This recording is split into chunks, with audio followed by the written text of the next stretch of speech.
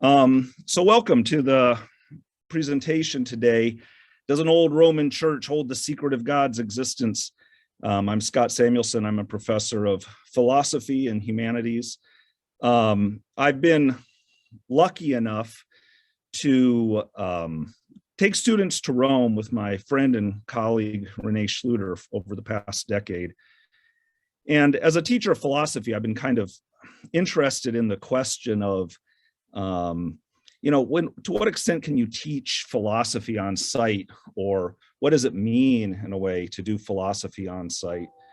And I think there's lots of different ways of doing it. And one of my favorite kind of places that I think sort of acts like a philosophical site, a talking site in some ways, is this church of San Clemente.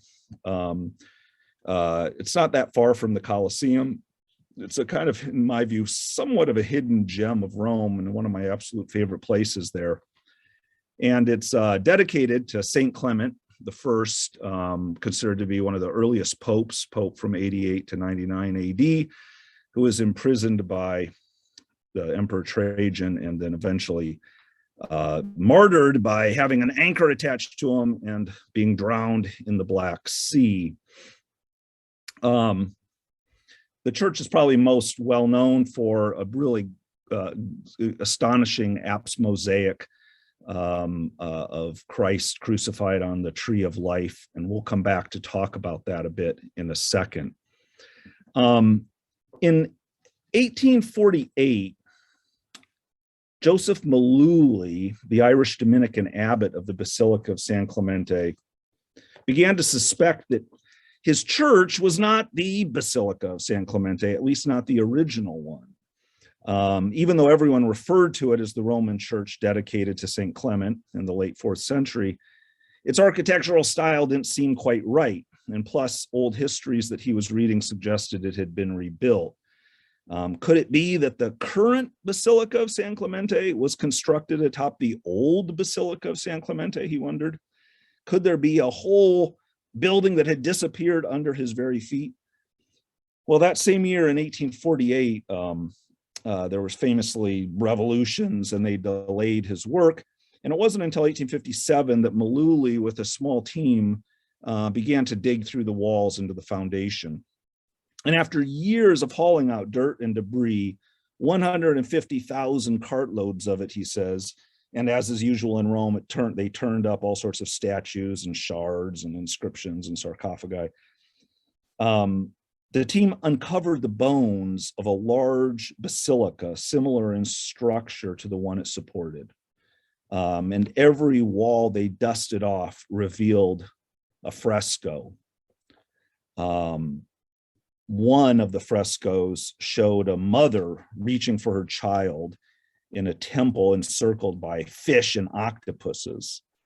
Maluli instantly recognized the anchor next to the child as a reference to St. Clement, whose martyrdom was to be drowned in the Black Sea. And so the story goes that when its waters receded, the saint's body, St. Clement's body, was discovered in a tomb built by angels. The fresco that they're dusting off that you're seeing now is of a subsequent miracle. A child who had disappeared in an ebbing tide and was thought to be dead, drowned, was found a year later in Clement's underwater temple, safe and sound. So Maluli was right. He'd revealed the original Basilica of San Clemente. Like the child, its art had miraculously survived, safe and sound. But the excavations weren't over. This is the basilica under the basilica itself. As they kept digging, the team revealed a staircase in the ancient church going down. They eventually unearthed another building under the buried basilica, an ancient complex with walls of elaborate brickwork. There's an argument over whether it was primarily an apartment or an imperial mint or a warehouse. And in one of these many rooms, there was a statue of a man emerging from a rock, an image of the miraculous birth of Mithras, the ancient god of a mystery cult that once competed with Christianity. The abbot, Joseph Maluli, was totally shocked. The church that his church was built on a pagan temple. Maluli, whose remains are actually under the high altar of the lower church now, didn't live to see his successor's excavations reveal evidence of a fourth level, an earlier Republican era building destroyed in the Great Fire in AD 64, the one that Nero blamed on the Christians. In Civilization and Its Discontent, Sigmund Freud pictures the human mind as a fantastic Rome with just as long and varied a past where earlier stages of development magically survive alongside the new construction. And Freud's little fantasy is close to being realized in this church of San Clemente. It's a 12th century Christian church. It's got 15th century frescoes in it and an 18th century ceiling, built atop a 4th century Christian church with 11th century frescoes, built atop a 1st century Roman complex used for a Mithraeum, built on the charred remains of a Republican era house. In Freud's thought experiment, all you have to do is squint your eyes to see the unfallen originals. All you have to do in San Clemente is pay a small fee and go down the stairs. Maybe we still haven't even found its lower level. Through a hole in the wall of the deepest room, you can hear a spring burbling under all the stacked buildings. If you let San Clemente get to you, you start feeling like you're always in a future basement. So you might be wondering, why was the Basilica of San Clemente built atop an already existing Basilica of San Clemente? The standard theory is that the old church had to be rebuilt after a fire tore through the neighborhood when a Norman army sacked the city in 1084. The big problem with this theory is that there's zero evidence of any fire damage in the old church. Another theory has cropped up. It's a little complicated. It's that the church was filled in and built over because of politics.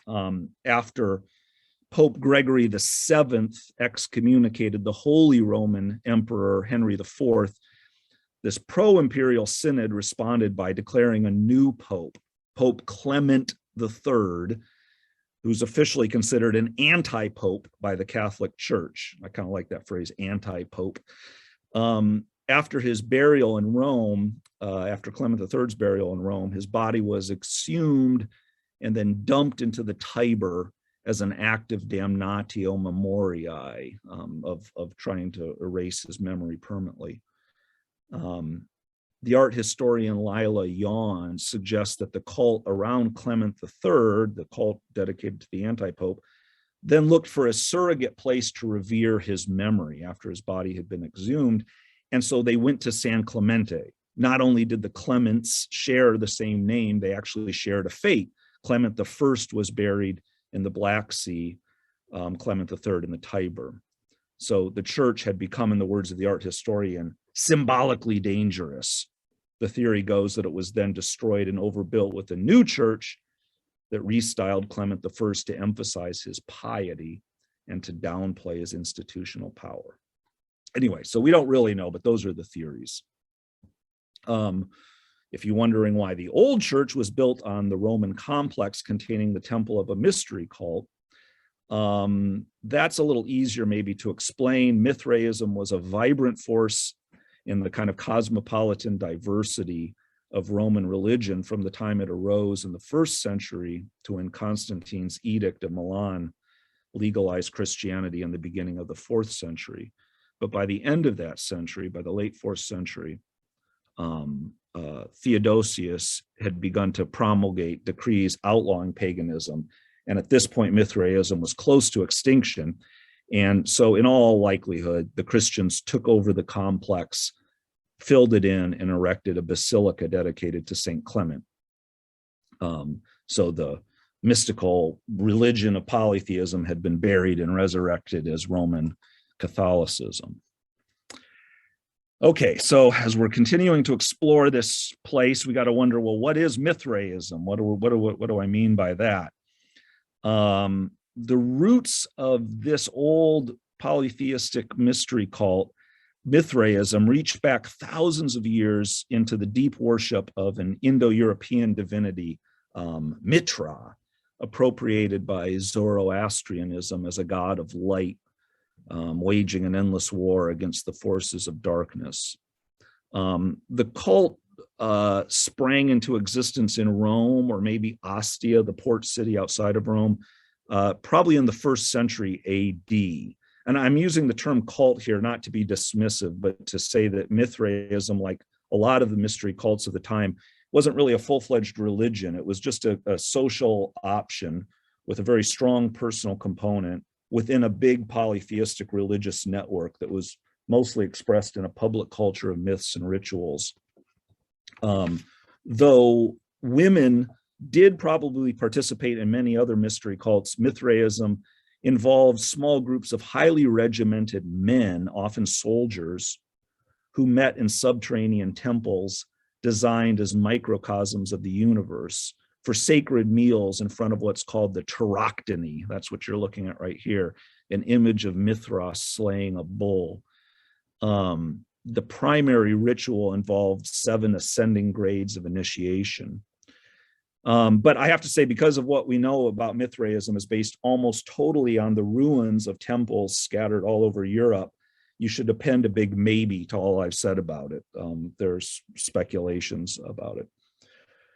One thing that we can say with confidence about mystery cults like Mithraism, well, is that they were mysteries. Their members were sworn to secrecy, which is part of why we know so little about them. The initiation ritual at their center shouldn't and maybe even can't be told.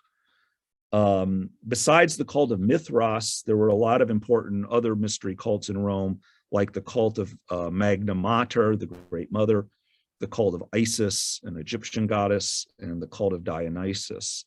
I like that one scholar of mystery cults, Walter Burkert, says that every drinker, in fact, could claim to be a servant of this god, Dionysus. And their belief system had something to do with reconceiving of death as a kind of stage in a holy sequence. So just think about the history of that god in the wine glass. After grapes are born and ripen, they're plucked, tortured, their guts are stomped out, and then they're left for dead. But then they're resurrected in glory as Chianti. So what was the central experience of the mysteries of this initiation? It's probably pretty similar transformative journey as those grapes through death and rebirth. The closest we have to it, anything like a description, comes from Apuleius's 2nd century novel, The Metamorphoses, popularly known as The Golden Ass, a really wonderful book. And it's about a man whose inordinate interest in sex and magic gets him transformed into a donkey. He has lots of strange things happen to him on a kind of rollicking journey throughout Italy. And eventually he's turned back into a human after having a mystical experience with the goddess Isis. And then he's initiated into a mystery cult. So Apuleius briefly describes the process. After the stage of purification, here's how he evokes the visionary experience that you eventually have. And he says, I'll continue to report only what can be said without sin to the minds of the uninitiated. So he says, I approached the boundary of death and placed my foot on Proserpina's threshold. I made my way through every level of the universe and back. In the middle of the night, I saw the sun flashing in the purest brightness. I came face to face with the gods below and the gods above. In unmediated nearness, I worshiped them. Apuleius doesn't report the means of achieving the mystical state at the heart of the initiation. All he says is that the rite is a species of voluntary death, a rescue granted in answer to prayer. Well, recently I was reading this book by Michael Pollan called How to Change Your Mind, and I was really shocked. Compare Apuleius's account of an initiation with Richard Boothby's account of a psilocybin journey that's cited in Pollan's How to Change Your Mind. And this is a book, it's about contemporary research into psychedelics. So Boothby says in his the psilocybin journey, I conceived that I was either dying or most bizarrely that I was already dead. Kind of like I'm on the foot of Proserpina's threshold. Proserpina is the goddess of death. I felt all my organizing categories of opposition, dreaming and wakefulness, life and death, inside and outside, self and other, collapse into each other. Reality appeared to fold in on itself, to implode in a kind of ecstatic catastrophe of logic. Isn't that a little like, going through every level of the universe and back and seeing the sun flashing in the middle of night, face to face with the gods above and the gods below. Pollan discusses how psychedelic experience is used to reconcile people with mortality. Well, the ancient mystery cults, according to Cicero, the ancient philosopher, are all about learning how to live in joy and how to die with better hopes, and that death is not only not an evil, but a good. Some scholars and drug enthusiasts have gone so far as to hold that hallucinatory substances played a role in mystery cults. That wouldn't surprise me. But it also wouldn't surprise me if these groups had figured out other tricks for voyaging beyond the ego. I suppose the essence of all profound experience is a trip, a journey, the paradox of getting out of the self to transform the soul. In a sense, you could say mystics are the original tourists, returning from their trips with tales of what lies beyond. But I should also emphasize that the mysteries weren't an isolating experience. They knit together a whole community. The subjects of How to Change Your Mind speak of their acid trips as a revelation of universal love. Pollan quotes a cancer patient who tells of being bathed in God's love, and a life coach who says, the core of our being, I now know, is love. During his own LSD hallucination, Pollan mutters to his guide, all this time spent worrying about my heart. What about all the other hearts in my life? Since life normally presents itself more as a veil of tears than a triumph of love, enthusing about all the hearts in your world can seem pretty stupid. Maybe this is why mystery cults prohibited their initiates from talking about their initiation. The ancient scholar Macrobius says, plain and naked exposition of herself is repugnant to nature. She wishes her secrets to be treated by myth. Thus, the mysteries are hidden in the tunnels of figurative expression. Pollan himself is kind of embarrassed by the lameness of describing this cosmic atonement, but he does note how in the grip of this experience, these banal platitudes about love glow with the force of revealed truth. The mysteries use myths of sacrificial death to bring these revealed truths to life. In the remains of a Mithraeum in the crypt of another Roman church, Santa Prisca, another church built atop its competitor, there's a fragmentary inscription that maybe gives a clue to the Tauroctony's meaning, to the meaning of the slaying of the bull. It says in Latin, et nos servasti sanguina fuso, and you saved us by shedding blood. So speaking simultaneously to our sense of violation and our hope of renewal, I think sacrifice has always been central to religion. It kind of binds together love and suffering somehow. The historian Manfred Klaus says of the Tauroctony's symbolism, the Mithraic symbolism, the bull is sacrificed so that new life may be produced, life brought by Mithras, god of light, the sun, who is indeed almighty. Maybe even the special appeal of Mithraism to soldiers was that it gave these masculine categories of slayer and slain a kind of transcendent meaning. So there are some pretty obvious similarities I hope you're recognizing between the cult of Mithras and the religion that gets built atop it in Rome. Like Mithras, the Christian God saves humanity by means of a sacrificial death. As in the Mithraic service, the Christian service involves a sacred meal consumed before an image of holy suffering. Like the other mysteries, Christianity promises salvation, insisting that love overcomes death. And to top it all off, Mithras's miraculous birth was celebrated on December 25th, which, according to an ancient Christian commentator, was what led the Christians to observe the feast of the true birth on the same day. So there's a long-standing meme that goes all the way back to the 19th century to Bill Maher in the 21st century that Christianity is really just knockoff Mithraism. But in fact, there are some outstanding differences between Christianity and the other mystery cults. A really big one is that Christianity presented itself as a new religion, not just as another option in the smorgasbord of Roman polytheism. Symmachus, a defender of the old religion, declares, "There's no one way to reach the great secret." Jesus says the opposite to his followers. "I am the way and the truth and the life. No one comes to the Father but by me." Though cults like Mithraism promised eternal salvation, they saw themselves as integrated with their city and its traditions in an eternal cycle of death and rebirth. Whereas according to the Christian vision, the city of God is irreducible to the earthly city and won't be fully realized until after the apocalypse. The Christians were much more critical in many ways of Roman society. Another big difference between Christianity and the mystery religions is reflected in its architecture.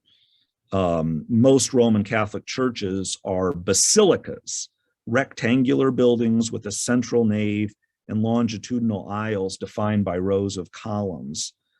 While in the ancient world, basilicas served as standard issue public buildings. If you go to the Roman Forum, you can see the kind of stubby floor plans of all sorts of basilicas. So the idea is that to celebrate its message of divine love, Christianity appropriated a quintessentially public structure. So rather than conceal its message of salvation as the mysteries did, Christianity asked and still asks its adherents to proclaim the good news far and wide. So it's a big tent mystery religion raised on the cramped quarters of the secretive mystery cult. To kind of, when the trying to talk about that Christian salvation, as the mystery people found too, is often kind of hard to do, can sound kind of kitschy or crazy, a little like talking about kooky lessons of an LSD trip. But Christian art at its best, I think, finds ways of believably trying to reveal that secret. And the mosaic in the apse of San Clemente's upper church is a really glorious example of this. So at the center, we have the crucifixion of Jesus on the tree of life. You'll see 12 doves perch on a cross that blooms in a huge explosion of acanthus vines. And the roots of this living crucifix reach into the 4 rivers of paradise, where stags drink from the gushing waters there at the bottom. Above it all, God's hand reaches down through the sky with a victory wreath. Held in the kind of swirls of the acanthus, the whole world goes about its business. Birds feed their hatchlings, shepherds milk their ewes, women feed their chickens, monks work on their books. And meanwhile, Mary and John stand by a loved one who's suffering on the cross. Like most profound things, the mosaic is really playful, even whimsical, but it's also incredibly tragic. Around the top of the arch is the inscription "Gloria in excelsis Deo sedenti super thronum et in terra pax hominibus boni voluntatis." Glory to God in the highest, seated on the throne, and on earth peace to people of good will. A smaller inscription running below the mosaic interprets the image in a kind of awkward Latin, which I show on the slide here in translation. "The church of Christ we represent by this vine. The wood of the cross and the tooth of Jacob and Ignatius rest in the body of Christ inscribed above, which the law withers, but the cross makes green." The emphasis on how law kills what religion waters is maybe further support for the hypothesis that the upper basilica was meant to champion the Pope over the emperor. supported by the anti-pope. But it also happens to be what Christianity is about. The message of the Mosaic, I guess supercharged by those relics supposedly integrated into it, is that God's sacrifice of his son has restored eternal life after sin has brought death into the world. So San Clemente's Mosaic is a kind of hallucinatory vision of love, spiraling throughout the universe. So it's a kind of visual counterpart to other mystical visions of the same time, like in the poem The Dream of the Rood, where the rood also means both the crucifix and the tree of everlasting life. So in that poem from about the same time, we have the choicest of visions I wish to tell, which came as a dream. It seemed that I saw a most wondrous tree, borne aloft, wound round by light, brightest of beams. All was that beacon sprinkled with gold. The theologian Augustine, in the first book he writes after converting to Christianity, actually uses the concept of a mosaic to explain the experience of God. He says, when we look only at tile after tile, we don't see what's really going on. The mosaic's image, which is somehow made of its pieces and yet irreducible to its pieces, has to be grasped by a kind of visionary act of the mind. In the Christian myth, Jesus is resurrected in a body that's both new and the same. Though he's barely recognizable to his disciples, he can be identified by his old wounds. Well, in San Clemente, in this church, a cave of the mysteries is resurrected as a frescoed Christian church, which is resurrected as a basilica with a glittering mosaic of the mystery. Though each version appears in a kind of shining new light, each one retains the wounds of its previous destruction. Depending on what level you're on, you're in the past of the past of the present, or the past of the future. And no matter where you are, you're in the presence of the past and the future of a presence. Part of the mystery is that the mysteries just keep piling on top of each other, never totally the same and never totally different. So what does this site have to say about God? Well, I guess here are some things to maybe consider. Maybe God is beyond language. Maybe holiness involves a kind of death and rebirth, sort of comparable to eating and drinking. Maybe the universe is infused against all appearances with love. Maybe our death is really just a reconnection with this sacred reality. The philosopher William James uses the phrase noetic sense in talking about mystical experience, meaning that the experience discloses objective truth to the one who experiences it. You know, if you've experienced it, you feel like this is true, even when you know, for instance, that it may have been generated by an LSD hit. People nonetheless feel as if what they saw is real. Now, obviously, outside the experience, you can doubt it or write it off as a dream or a delusion, and maybe some of you are doing just that. These seem to me to be facts. People have had, continue to have, and seem probably always will to have mystical experiences. There are some pretty remarkable similarities in the form and content of these experiences. Whatever is revealed in these experiences isn't reducible to categorization, or isn't obviously reducible to categorization. These experiences can be relatively insignificant kind of one-offs, but a cult or a religious structure can be built around them to sustain their meaningfulness with symbols, metaphors, myths, and rituals. And these different religions can have very important differences too, as Mithraism and Christianity do. Big religions are generally sustained through the authority of tradition, but that authority could potentially be further grounded, I suppose, in mystical experience for people. But obviously, there are big questions that San Clemente can't answer for us. Is it credible to think that mystical experience actually reveals the holiness of the universe? or is that just a big delusion? To what extent, if at all, does how we answer that question prior to having such an experience matter in the face of the experience? If we believe that mystical experience discloses God, do we need a religious structure to sustain what's revealed?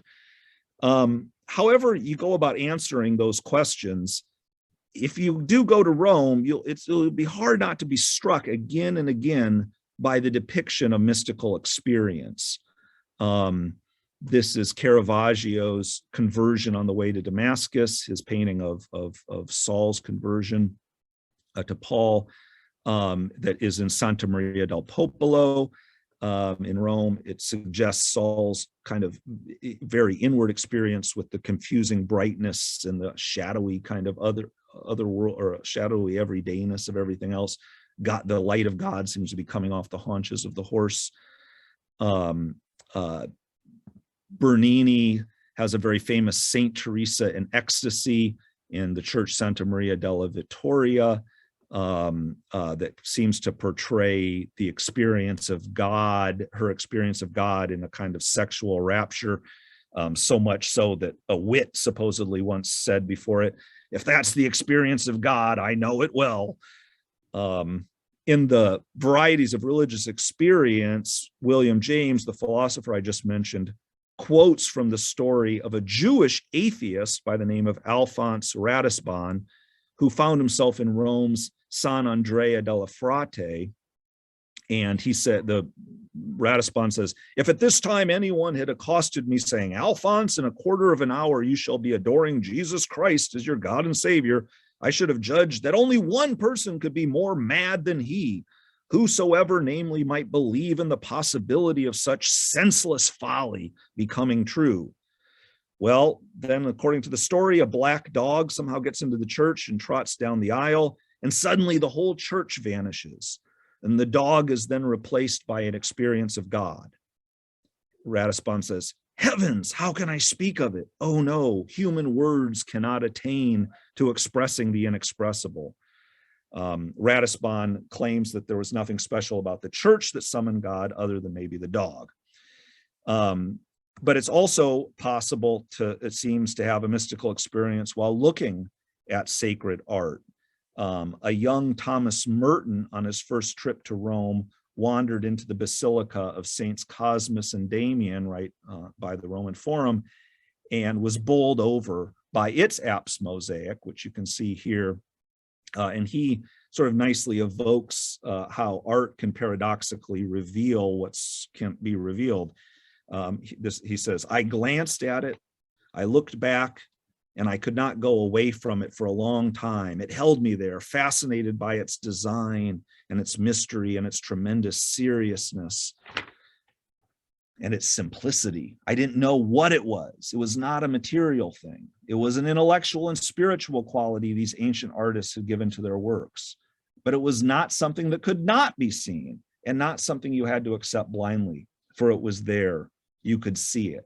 I was looking all the while at a kind of miracle." Thomas Merton famously goes on to become a monk, and late in his life he broadens his sense of religious experience, and he speaks of the Christ of immediate experience all down through the mystical tradition, the apophatic Christ light that is not light and not confinable with any known category of light.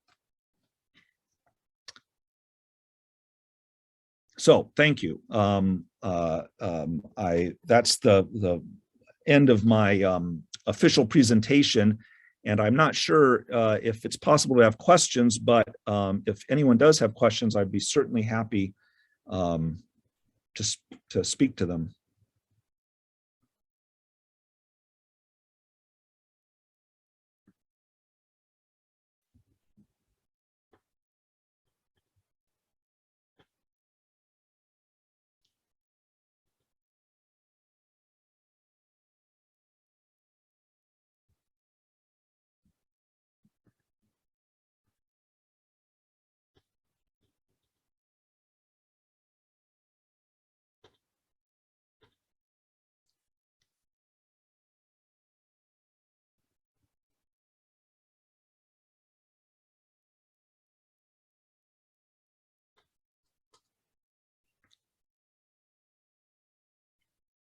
Well, thank you all for attending, and I hope that you go to a few other of these great opportunities, I think, for people to share their research. I am hoping that the recording will be available at some point, and we can get an email out about it. So thank you all very much.